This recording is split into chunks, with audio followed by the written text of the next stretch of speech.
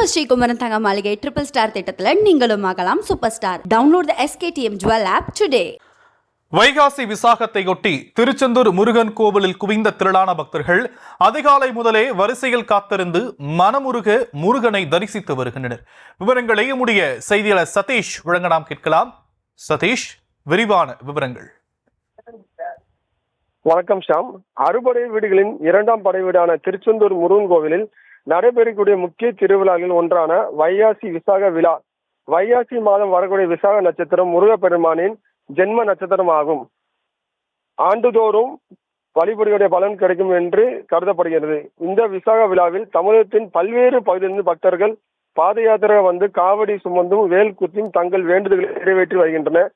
வழக்கம் போல் இன்று விசாகத்தை முன்னிட்டு கோவில் நடை அதிகாலை 1 மணிக்கு திறக்கப்பட்டு 1:30 மணிக்கு விஸ்வரூப தீபாரதன தரிசனமும் 6 மணிக்கு உதய மார்த்தாண்ட அபிஷேகம் நடைபெற்றது.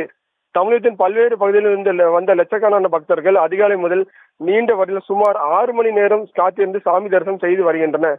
இந்த வைகாசி விசாதை முன்னிட்டு பாத யாத்திரை பக்தர்கள் அடையாள பட்டைகள் பொருத்தப்பட்டு தனி வரிசை எளிதாக செல்லும் வழியாக செய்யப்பட்டுள்ளது.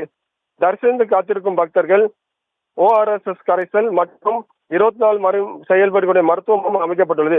பக்தர்கள் தங்குவதற்கு 2 கொட்டாய்கள் அமைக்கப்பட்டுள்ளது. மூத்த குடிமக்கள் தனி வரிசையில் விரைவில் செய்வதற்கு ஏற்பாடுகள் கோயில் நிர்வாகத்தால் செய்யப்பட்டுள்ளது. திருநெல்வேலி முதல் திருச்செந்தூர் வரை சிறப்பு பயணிகள் ரயில் இயக்கப்பட்டுள்ளது. தமிழகத்தின் பல்வேறு பகுதிகளில் சிறப்பு பேருந்துகளும் இயக்கப்பட்டு வருகின்றன. இது தவிர்த்து புராண பகுதி தற்காலிக வாகனம் நிறுத்தமிடம் அமைக்கப்பட்டுள்ளது. தூத்துக்குடி விரிவான விவரங்களுக்கு நன்றி சதீஷ். நம்ம ஸ்ரீகுமரன் தங்க மாளிகை ட்ரிபிள் ஸ்டார் திட்டத்தில் நீங்களும் ஆகலாம் super star. Download the SKTM Jewel app today.